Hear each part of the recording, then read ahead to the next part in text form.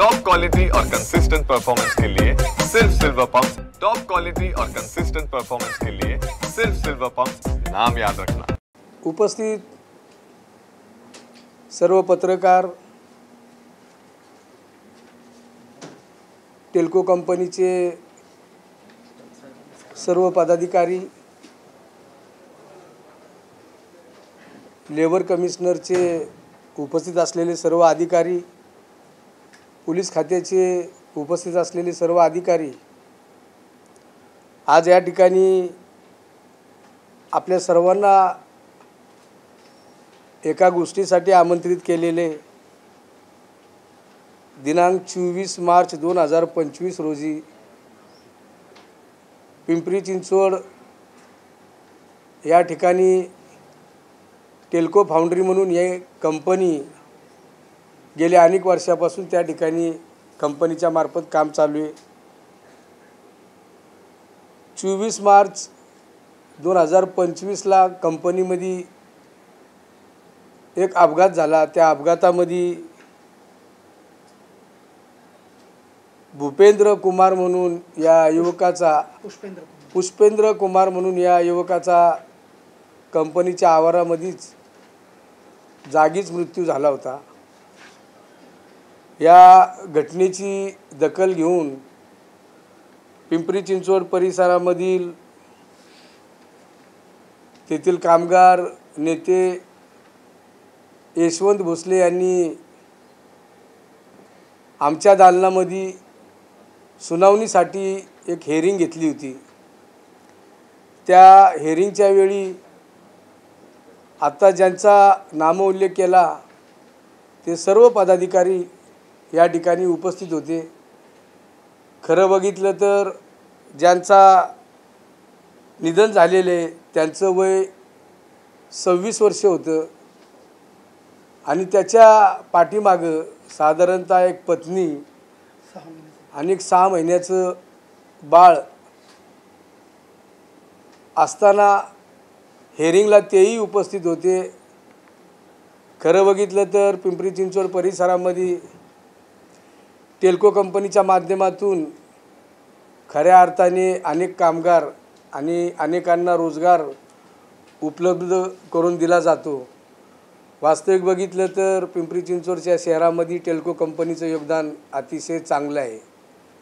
हेअरिंगच्या वेळी जी सुनावणी होती त्या सुनावणीमध्ये असं ठरवलं गेलं की ज्या कॉन्ट्रॅक्टरला जे काम भेटलं होतं त्या कॉन्ट्रॅक्टरचं नाव अभिषेक सिंग म्हणून ग्लोबल टेक्नॉलॉजी कंपनी या कंपनीला ते कॉन्ट्रॅक्ट दिलं गेलं होतं आणि त्या कॉन्ट्रॅक्टरच्या अंडरमध्ये आता ज्यांचं मी नामोल्लेख केलेला आहे पुष्पेंद्र कुमार हे काम करत होते। काम करत असताना खरं बघितलं तर मानवता दृष्टिकोनातून कंपनीच्या सर्व पदाधिकाऱ्यांनी आणि कॉन्ट्रॅक्टरनी त्या संबंधात हेअरिंग चालू असताना आम्ही त्यांच्याकडनं खरं बघितलं तर आज 6 महिन्याचं बाळ आणि ती मुलगी तिचा उदरनिर्वाह खऱ्या अर्थाने झाला पाहिजे। जी घटना झालेली आहे ती अतिशय गंभीरच आहे। घटनेचं गांभीर्य समजून आणि त्या कुटुंबावर झालेला आघात याचं गांभीर्य ओळखून त्या कॉन्ट्रॅक्टरनी त्या मुलीला एक सरळ हाताने मदत बाबा तिची उपजीविका झाली पाहिजे आणि जे लहान मूल आहे त्याचाही सांभाळ झाला पाहिजे त्या दृष्टिकोनातून या ठिकाणी असा निर्णय झाला होता की कॉन्ट्रॅक्टरनी त्या मुलीला 35 लाख रुपये द्यायचे आणि शासनाच्या वतीने त्याच्या संदर्भात जे काही मेडिकल पॉलिसी असेल, जो काही इन्शुरन्स असेल, जो मोबदला दिला गेला जाईल ते त्या कुटुंबाला दिला गेला जाईल। परंतु या सुनावणीच्या वेळी आमच्या वतीने त्यांना असं सांगण्यात आलं की ती जी 6 महिन्याची मुलगी आहे किंवा बाळ आहे त्या बाळाच्या नावावर 30 लाख रुपये तुम्ही बँकेमध्ये डिपॉझिट म्हणून टाकायचे। त्याच्यावरील जो व्याज येईल त्या व्याजाच्या पोटी तिचा दर महिन्याचा उदरनिर्वाह झाला पाहिजे आणि एक 5 लाख रुपये त्या मुलीचे वडील आणि त्या मुलीसाठी खर्च करण्यासाठी ह्या कॉन्ट्रॅक्टरच्या मार्फत देण्यात आलेले आहेत। ह्या सर्व गोष्टीची खरं बघितलं तर अतिशय चांगल्या पद्धतीने टेल्को कंपनीचे सर्व पदाधिकारी, कॉन्ट्रॅक्टर, पोलीस खात्याचे सर्व कर्मचारी ह्या सर्वांच्या विचारांनी आणि सांगोपचारांनी खरं तर त्या कुटुंबाला आर्थिक मदत दिली गेली। याचा मला या गोष्टीचा महाराष्ट्र विधानसभाचा उपाध्यक्ष होत असताना आमच्याकडे ज्या हेरिंग होतात त्या हेरिंगच्या माध्यमातून हा निर्णय या ठिकाणी झालेला आहे। या कामी टेल्को कंपनीचे सर्व व्यवस्थापक अधिकारी असतील, आमचे लेबर कमिशनर असतील, आमचे पोलीस खात्याचे सर्व कर्मचारी असतील, या सर्वांचं मी मनापासून स्वागत करतो आणि त्यांना धन्यवाद देतो। तिथे जे ॲग्रीमेंट आपण केलेलं आहे ते कॉन्ट्रॅक्टर असतील किंवा टेल्को कंपनीचे आमचे जे पदाधिकारी असतील त्यांनी जर त्या मुलीच्या हातात जर दिलं तर ते बरं होईल असं माझं मत आहे। सर, एक महत्त्वाचा निर्णय तुम्ही घेतला आणि एक चांगल्या कुटुंबाला न्याय दिलेला आहे, त्याच्यावर तुमचं अभिनंदन।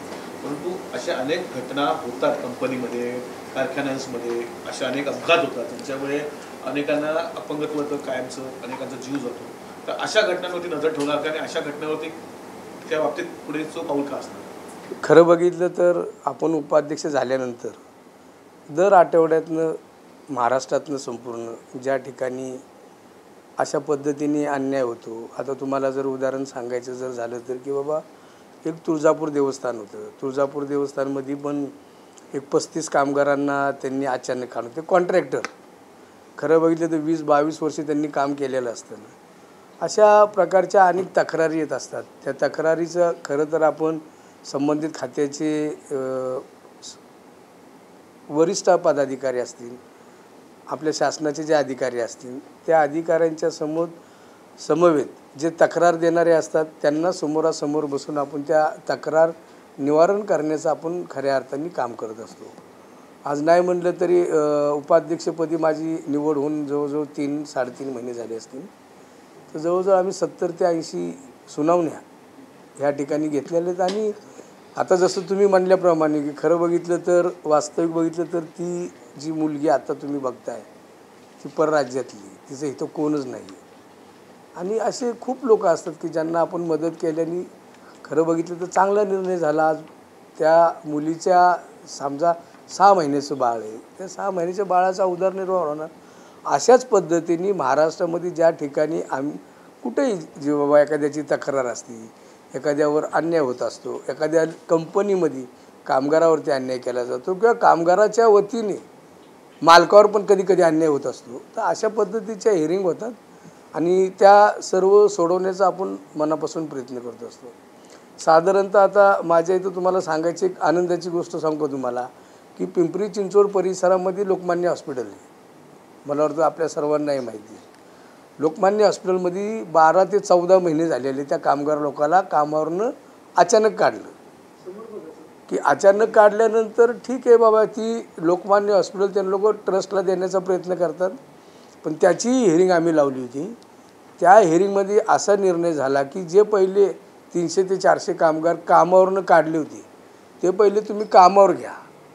कामगार क्षेत्रात काम करत असताना कंपनीचे मालक पण जगले पाहिजे, कामगारही जगले पाहिजे। आम्ही दोन्ही दृष्टिकोनातून विचार करून त्यावर आम्ही निर्णय घेत असतो आणि जेणेकरून जो निर्णय होतो तो कंपनी असेल, कंपनीचे मालक असतील, कंपनीचे पदाधिकारी असतील, कामगार क्षेत्रातील कामगार असतील, कामगार क्षेत्रातील त्यांचे प्रतिनिधी असतील, त्यांना समोरासमोर बसून सामोपचाराने प्रयत्न करतो आम्ही की जेणेकरून दोघंही समजा कंपनीचा मालकही खुश झाला पाहिजे, कामगारही खुश झाले पाहिजे, लीडर लोकांनाही की काही ठिकाणी जी अडचण येत असते त्या अडचण सोडवण्याच्या दृष्टिकोनातून आम्ही प्रयत्न करतो।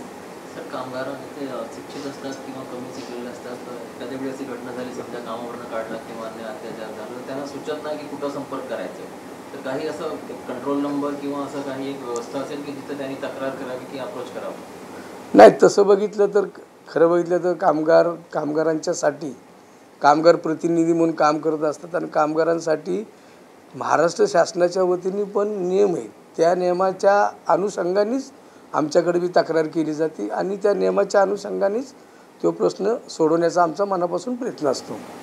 जर आता अपघात झाला, अपघाताची त्याचं हे केलेलं आहे, रिफंड केलेलं आहे, गोष्टी झालेल्या आहेत, ह्या अपघाताबद्दल बोलतोय मी, अपघात असे अनेक कंपन्या होतात, त्याच्यासाठी काय प्रणाली तयार करणार काय असं काही पुढे?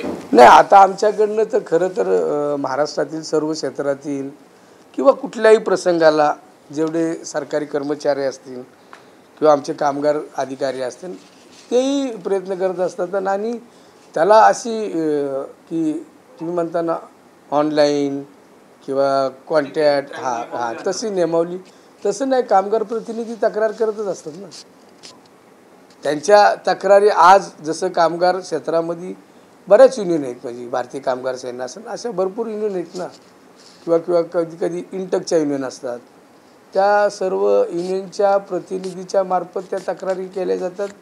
आणि खऱ्या अर्थाने जर आम्हाला एखाद्या तक्रारीचा अर्ज की बाबा उपाध्यक्षाच्या नावाने संबंधित तक्रारदारांनी जर दिला तर त्याची आम्ही दखल घेतो.